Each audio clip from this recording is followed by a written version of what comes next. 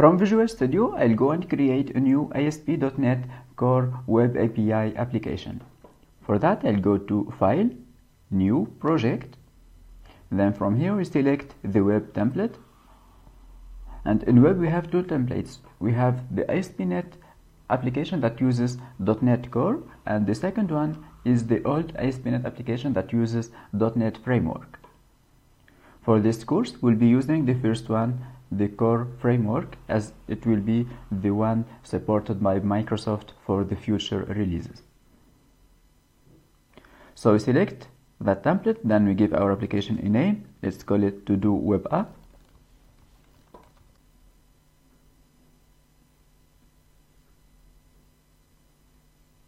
In the second window, we need to choose here which framework. So as we said, we need to use a .NET Core, and here we are using the latest version of .NET Core 2.0. And here we have different options for creating an ASP.NET application. So you can start with an empty project, and then you add your controllers and all the NuGet and all the dependencies needed to run an ASP.NET application. Or you can start with a web API project that will expose a sample API controller, and that's the one we'll be using today. Also, you can choose a web application project or an MVC MVC application that adds, in addition to the API controllers, it adds web views written either in CS HTML or Razor files. You can also select an ASP.NET application that runs an Angular application or React and Redux frameworks. Today we'll be using Web API template. For that, I select Web API, then hit OK. Once the project is created, we can now take a look at the files of this project.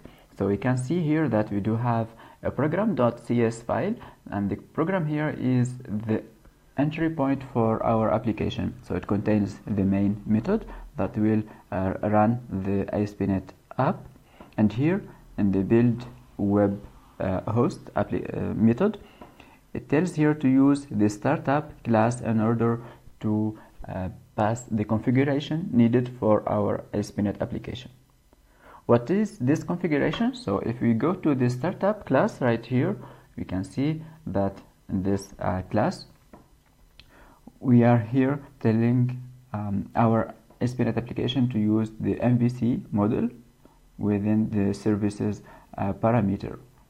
And here we have also some other configuration for choosing either if we are using the development mode or the production mode. Then in controllers, we do have a simple controller called values controller. And this one is a controller that exposes some web API for get. So here it will return value 1 and value 2. We do also have a second web service that will return only one value, and some others for post, put, and delete. So those are the CRUD operations for our web service.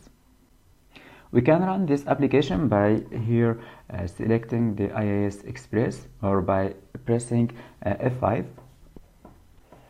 And here it is in the browser. It displays the two values, value 1 and value 2, which are coming from our web service that we invoked through the URL.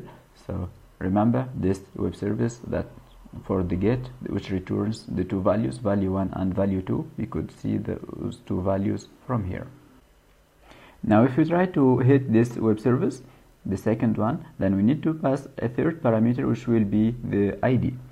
So from within the browser, I'll go here and add another parameter. Let's say 3, for example. It could be any number, and here it will return only one value.